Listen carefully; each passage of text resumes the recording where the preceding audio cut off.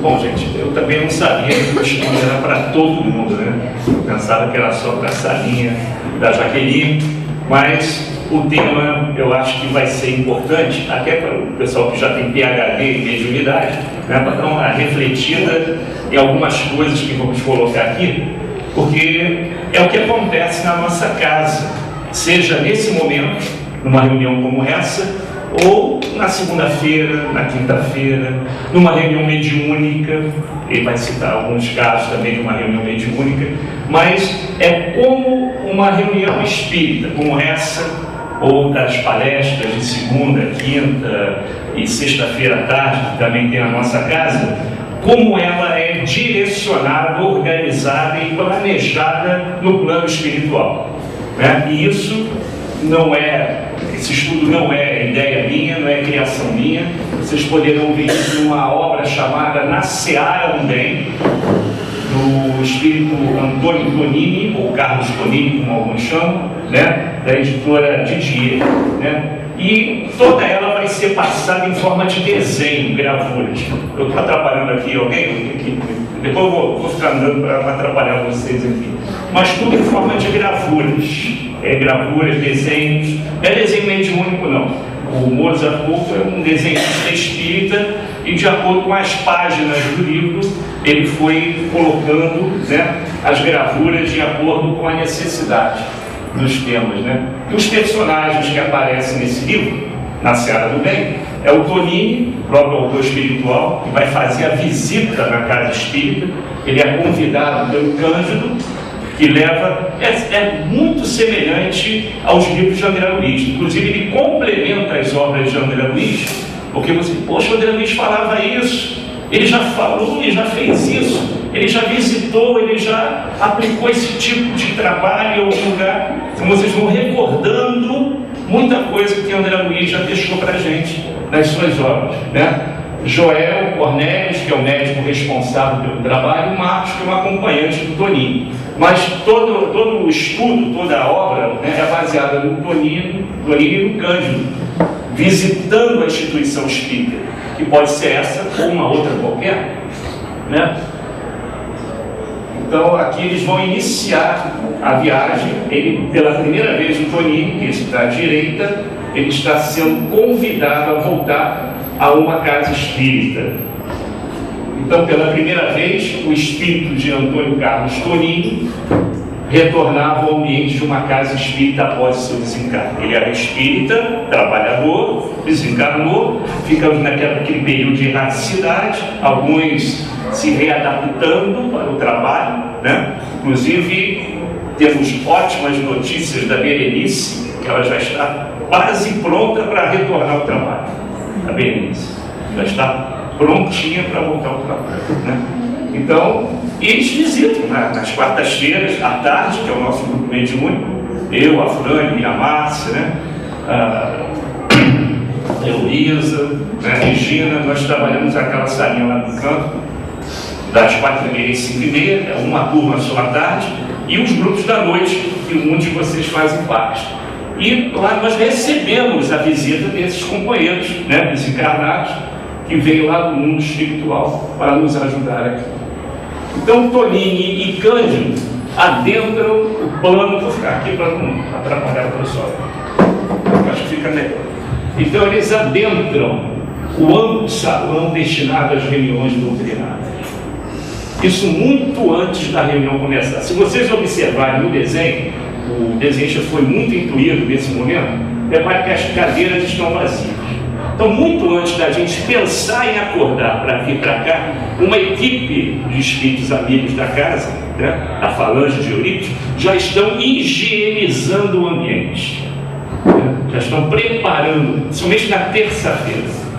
Terça-feira, então, uma coisa assim espetacular, né? E nas quartas-feiras também, e nos dias de palestra, né? Sempre que a casa abre as suas portas, a gente já chega aqui com o ambiente já preparado para a atividade no trabalho do bem, nas tarefas do centro, como está colocado aqui.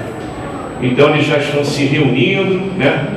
Os espíritos já estão trabalhando aqui junto com os encarnados. Isso, o ambiente é bom, gente. A gente chega aqui, se sente leve, né?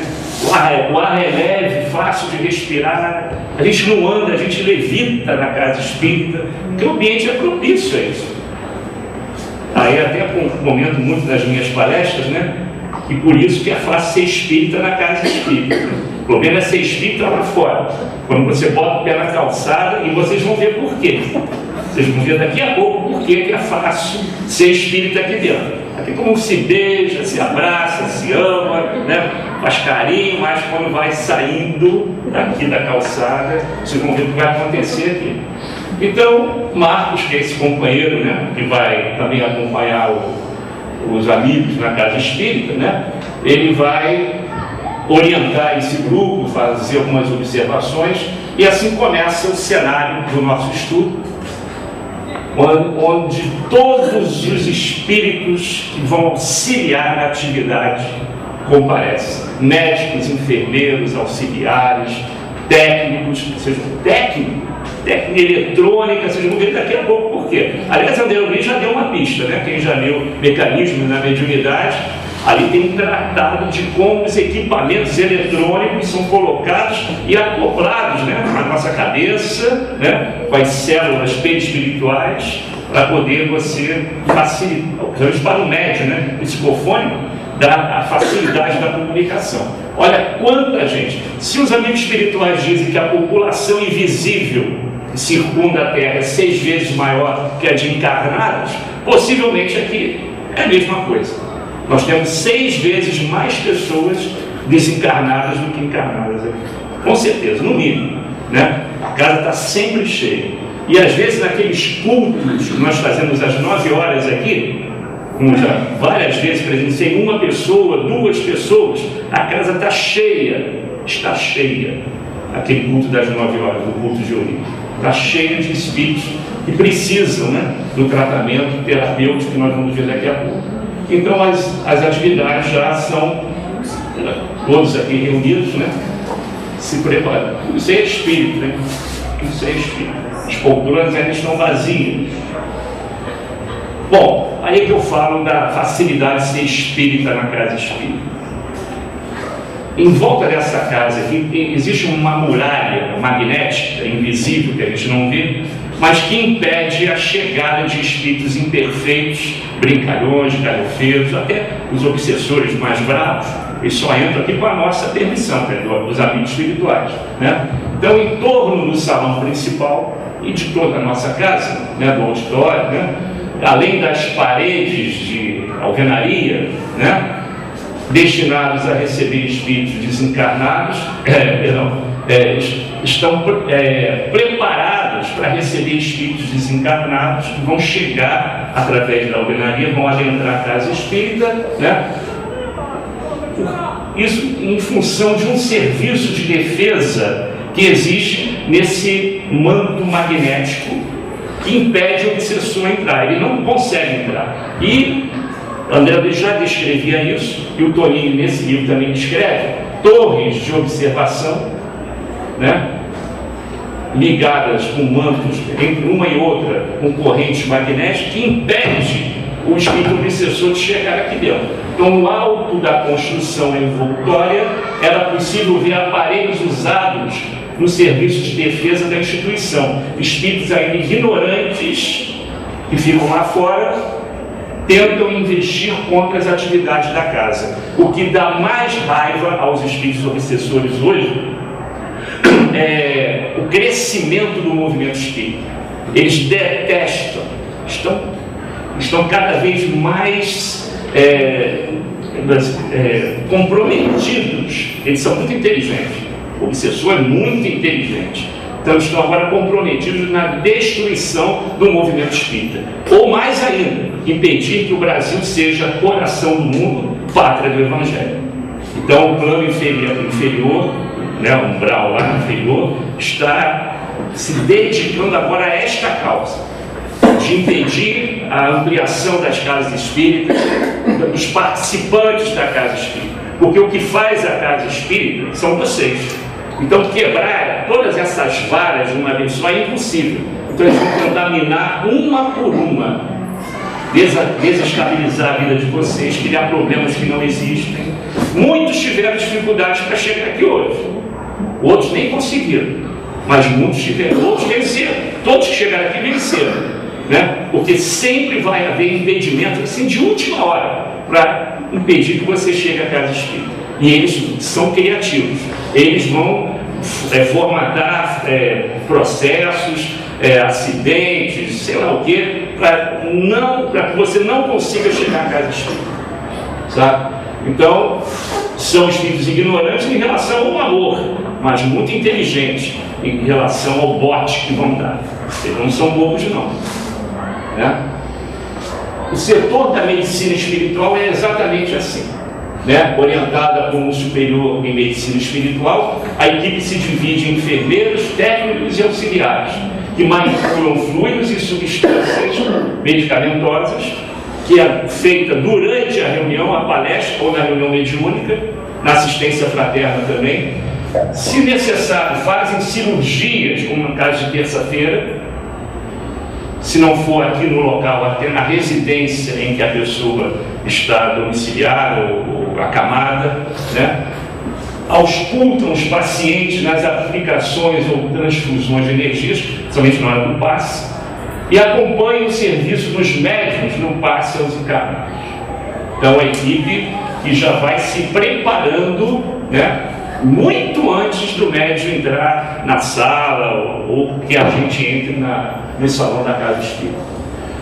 O setor de comunicação, aí no caso da mediunidade, né, funciona em telas eletromagnéticas, comunicadores de longa distância, auscultadores vibracionais, tudo que André Luiz já citava. Tem novidade nenhuma aí, né? Que facilitam as tarefas a serem desenvolvidas. Então, aliás, todos esses equipamentos modernos, né, da área de TI, que a gente está vendo sendo criado a cada semestre, isso já era antigo desde o nosso lar. Desde o nosso lar já tinha esses equipamentos. Esses grandes cientistas terrenos são verdadeiros médiuns, né? Que de vez em quando despertam. E aquela invenção, entre aspas, né? Ele está trazendo do plano espiritual, por merecimento nosso, né? Conforme o nosso merecimento moral, novas descobertas irão acontecer, tudo aquilo que já existe no plano espiritual, né? E eu sinto isso muito na mocidade, né, para a garotada da mocidade, em relação aos livros de ficção científica do início do século XX, né? H.G. Wells, né? Júlio Verne, verdadeiros médicos, tudo que eles escreveram está se tornando realidade hoje. Tudo que eles escreveram está acontecendo, né? Então, esses escritores de ficção são verdadeiros médiums, vamos dizer assim, trazendo para cá intuições que no futuro serão realidade, né? Então isso acontece realmente na sala mediúnica, né? No setor de esclarecimento, né, em relação aos encarnados, repare ou como os espíritos se posicionam. Olha, na sala de estudos, a sala que vocês estudam, seja livro dos espíritos, livro dos médiuns, evangelho, na sala de estudos, né, semelhante a nós, olha como é que os espíritos se posicionam, né? No atendimento espiritual, atendimento fraterno, né? Você repara que a moça, olha os miasmas aqui, né? E eles incluindo, né, o doutrinador, o médium ali no caso, né, para que use as palavras corretas, entre no sentimento daquela cidadã, veja como é que ela está possessa. E na divulgação doutrinária, às vezes, como nós estamos aqui em pé, isso vai acontecer comigo várias vezes, eu fico horas e horas preparando o estudo, eu só começo, o resto é por essa galera que fica lá atrás, ó, esse pessoal. Eles ficam atrás de mim. Fale isso. Mas isso só acontece quando a gente estuda, a gente se prepara para passar o que a gente procurou transmitir para vocês. Quando a gente está firme na convicção que estamos preparados para fazer um estudo como esse agora, nós somos intuídos, né, até mudando um pouco a rota daquilo que nós preparamos em função de algumas pessoas que estão presentes na plateia, para atingir um ou outro que precisa ouvir determinadas coisas. Então, às vezes, eu nem pensava em falar tal coisa e sai, né, de uma maneira natural, né, por causa desses espíritos amigos que ficam atrás de nós. Mas isso, repito, é importante o estudo. Isso vale até para a evangelização. Às vezes uma pergunta de um jovem, de uma menina, de um menino, no primeiro ciclo, segundo ciclo, muda todo o planejamento da aula. Mas isso só acontece se o evangelizador estiver preparado, estiver estudando. O Divaldo abusava daquela... Isso ele mesmo falou, numa dessas palestras recentes aqui no Rio, ele mesmo falava. Ele chegava, e nós já conhecemos vários oradores assim, qual é o tema, né? A gente conhecia vários, ainda existe isso. Qual é o tema de hoje? Aí subia e vinha fazer o estudo. O Divaldo fazia isso, segundo ele, fazia há muito tempo. Porque certa vez nessa, não, eu me garanto, porque quando o Divaldo faz a palestra, ele está vendo uma tela, né, fluídica na frente dele, por isso que ele descreve em detalhes a roupa da pessoa, né, a sala, né, o castelo, aquele negócio todo, mas ele é de média, ele está vendo o filme passar na frente dele. Então naquela, não, vai acontecer de novo, vai acontecer. Um dia os espíritos deram um leso nele. Apagou tudo e ele ficou estático, parado. Ele não sabia o que falar. Ele ficou preso. E a partir daquele dia, segundo ele nunca mais deixou de se preparar para fazer um estudo. Se isso acontece com o Divaldo, pode acontecer com qualquer um de nós aqui. Não fique pensando, eu sei tudo, é só dizer o tema, os espíritos travam, congelam, aí você fica travado. Então não abuse desse dom. Às vezes é um dom que você tem, né? Mas sempre paralelo ao estudo. Não abuse disso. O Divaldo abusou e olha o que aconteceu, né? Na reunião pública, né, de segunda, quinta ou sexta-feira, ou essa como nós estamos aqui, né, na tribuna, vejam lá na tribuna, a prece inicial, aquela que o Gilson fez, ele não estava sozinho quando fez a prece inicial. É secundada pelo dirigente espiritual dessa reunião, que eu não sei quem é. A minha mediunidade é igual a isso aqui. Mas eu sei, eu acredito em espíritos, eu sei que da sobrevivência do espírito após a morte. Nunca vi espírito, nunca escutei nada, né? Mas existe a intuição, que é uma forma de mediunidade que faz com que a gente vá aprimorando esse dom, que é o dom mediúnico, né? Mas eu não vejo, não escuto, não falo, minha mediunidade é zero, né? Mas eu sei que tem um dirigente aqui. Essa reunião não é só nossa, também dos amigos espirituais. Então é secundada, como está ali na gravura, né, pelo dirigente espiritual da casa, que também faz a prece no outro plano, irradiando luz em elevação aos espíritos do alto que estão aqui conosco. No caso do orador, né, aquilo que nós falamos há pouco tempo aqui, o espírito responsável pela atividade inspira o instrutor encarnado. Por isso que nós somos intuídos a falar determinadas coisas que não estávamos nos programando para isso. Ausculta-lhes os registros mentais das lições recolhidas ao longo do tempo pela leitura e pelos estudos edificantes. Então é importante o estudo em qualquer área da casa espírita. Estudar e trabalhar. Dificilmente você pega uma página de Emmanuel, aquelas pequenininhas de Emmanuel de Luiz, que não convida a gente a estudar e trabalhar. Trabalhar e estudar. Não só o estudo é necessário, mas a vivência dos postulados abraçados fundamentalmente para sensibilizar a plateia. Por isso nós temos, né, a direção da casa tem uma diretriz muito clara em relação ao trabalho do médium na casa. Assistir às palestras, estudar, né, e participar de um trabalho social. Porque quando você pratica um trabalho social, qualquer que seja na casa, o espírito que vai ser assistido por você vê através de uma maneira que você não consegue entender, mas ele consegue olhar para você e ver a tua sinceridade na hora, principalmente na hora que você está doutrinando aquele espírito. Então quem é doutrinador aí sabe o que eu estou falando, né? Não basta chegar aqui, obrigado. Não basta chegar aqui e dizer, fazer aquelas preces, aquela coisa, falar aquelas palavras belíssimas para o espírito doente, pensando que vai ajudar. Não, ele olha para você e sabe exatamente quem é você. Mas tem um detalhe, ele está desencarnado, ele te acompanha também. Às vezes ele joga na tua cara assim, quem é você para falar tal coisa? Eu te conheço, eu sei o que é que você gosta, o que você pensa, os teus prazeres. Aí te desarma na hora, te desarma na hora. Então vai querer enganar quem? Não dá, né? Então você tem que começar com o que eu chamo de auto-evangelização. Auto-evangelizar. Estudar, trabalhar no bem, né? Para que você traga junto contigo aqueles espíritos amigos que vão te ajudar na tarefa da seara mediúnica.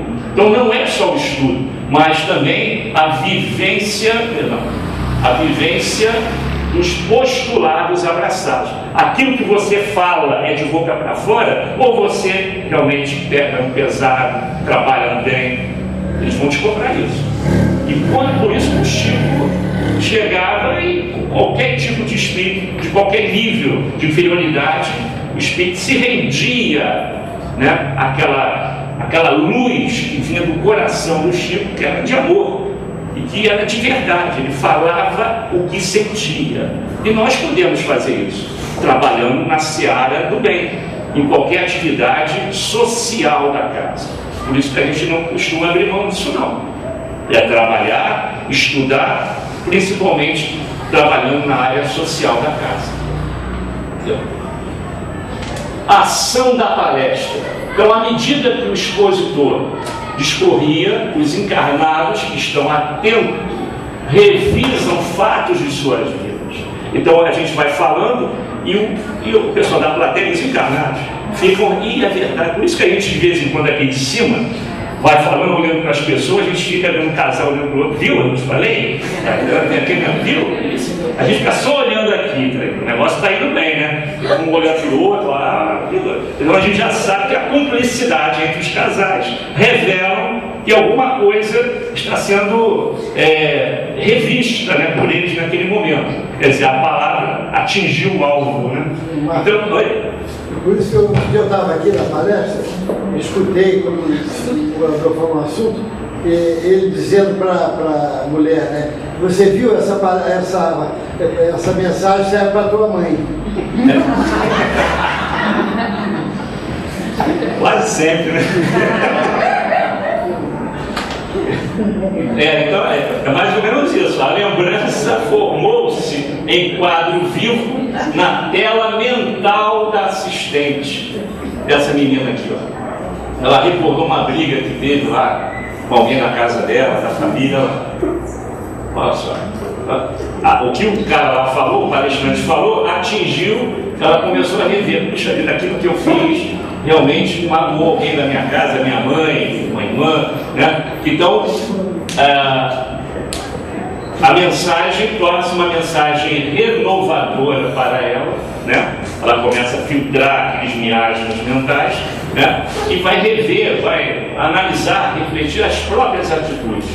Então isso começa aqui, no salão mesmo, né? Acontece também que, repare que essa senhora aqui, ó, essa senhora, olha só a área, né, enegrecida nessa área aqui, ó. Sobre o centro cardíaco dessa assistente havia uma massa densa e escura, alimentada pelo pessimismo doentio de pensamentos negativos. Isso gera doença, vocês sabem que eles já estudaram isso aí. Então, sob o influxo das palavras de bom ânimo, passa a emitir vibrações mentais positivas e, aos poucos, as sombras do centro cardíaco vão sendo eliminadas. Então, está bem visível aqui lá. Interessante que se nós pudéssemos ver, né, a nossa aura, a aura de uma pessoa que nós estamos fazendo um atendimento fraterno, e o caso dela é bem semelhante dessa senhora aqui, onde ela está terrivelmente obsediada, raivosa, né, dando soco, todo mundo batendo na mesa. Se ela ficasse em pé, o perispírito dela, de uma cor muito enegrecida, não estaria exatamente no contorno do nosso corpo, acho que estaria bem fora de eixo. Realmente é assim que os espíritos vêm. né, a pessoa doente desencarnada. E quando ela está sã, trabalhando no bem, pensamentos bons, parece que o perispírito se enquadra certinho no contorno do corpo físico, do corpo somático. Né? Então, futuramente, entraremos num consultório médico, e não estou nem falando de câmara aqui, já é coisa do passado, é final do século XIX, né? Mas nós vamos ter uma posição lá do médico, né, em relação às nossas células perispirituais, que é a fonte de doença de muitos de nós, né? Doenças psicossomáticas, né? Ou, como alguns chamam, doenças kármicas, devido às células que foram danificadas, células perispirituais que foram danificadas pela péssima opção dos da nossa vontade ou do nosso livre-arbítrio. Por isso que existe a reencarnação, para fazer essa filtragem. Daí as chamadas doenças kármicas, como o câncer, a AIDS. O câncer terá cura. Sabemos que em breve, ainda no terceiro milênio, início do terceiro milênio, haverá a cura do câncer, até por merecimento moral daqueles espíritos que ainda estarão reencarnando no planeta. Então, várias doenças no início do século XIX, XVIII, que teoricamente não havia cura, a cura chegou. E esse do câncer, que é o mais grave, que afeta, eu acho que quase todos familiares, né, nossos, né, com certeza haverá cura para essa doença kármica. E muitos frequentadores não registravam os apontamentos esclarecedores, presos a preocupações familiares ou profissionais. A minha conta no banco, será que está devedora? Será que eu paguei não sei o quê? E eu em casa, será que eu fiz isso, fiz aquilo? Criando verdadeiros quadros mentais em que ele não participa de toda aquela contribuição que é dada na casa espírita e fica vinculado mentalmente com o obsessor que está lá fora, né? Pelo aspecto psíquico. Ele fica lá fora ligado a ele. Apesar do obsessor não entrar, ele fica lá na pracinha, mas estamos aqui ligados a ele, com problemas familiares, domésticos, profissionais, né? E gera isso aí às vezes, ó. Irmãos que dormem, não é o caso hoje não, né? Ninguém está dormindo aí não, né? Alguém está dormindo aí, está nesse exemplo aí, ó. Há irmãos que dormem durante as reuniões, simplesmente por não cultivarem a atenção, né? Aí deu aquela cochilada assim, como o nosso companheiro aqui, ó, né?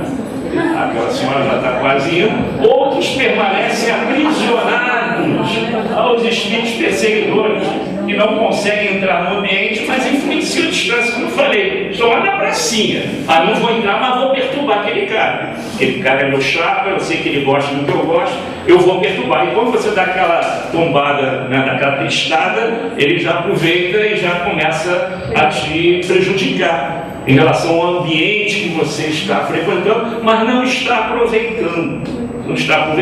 Isso vale também na mesa mediúnica. O médium não pode, nunca deve abaixar a cabeça, tombar, tirar uma sonequinha, ver a luz, né? Aquela luzinha azulzinha, né? Aí dá um soninho, era mais nessa hora da noite. A nossa não nem dá tanto, né? Que é 4h30, não dá. Mas 8 horas eu acho que dá um soninho. Deve dar um soninho aí bobeou, deu aquela cochilada. Aí, eu estava fora, não sei o que mais. Mentira, dormiu mesmo. Cochilou, dormiu, assuma, né? Deu mole lá. Mas não deve não, tá? Está sempre sintonizado, né? Isso aqui é muito interessante. O André Luiz também escreve isso. Existe uma tela semelhante a essa que eu estou usando aqui, mas só quem vê é o desencarnado, os espíritos desencarnados que estão aqui. Essa tela permite a esses espíritos, né, que estão sendo atendidos aqui na casa, e que foram trazidos para assistir a palestra, ou para estudar conosco, a gente não estuda sozinho, né, a registrar determinadas imagens que a gente não vê. E esse exemplo aqui é legal. Por exemplo, esse orador aqui, olha lá, o espírito sempre amparando, intuindo, ele tem que falar. Então, aqui, ó, esse aqui, ó, sim, estão espalhados aqui. É como se eles estivessem atentos na irradiação fluídica, na sustentação, né, da atmosfera da casa, a melhor atmosfera possível. Olha quantos espíritos estão aqui assistindo, como se estivesse um segundo andar aqui, né? Não, mezanino aqui em cima. Então, quando o expositor, esse é um exemplo que ele dá, quando o expositor fala de Jesus, reproduz, aqui, ó, num quadro, acima desse aqui talvez, né, imagens, cenas de Jesus, né, para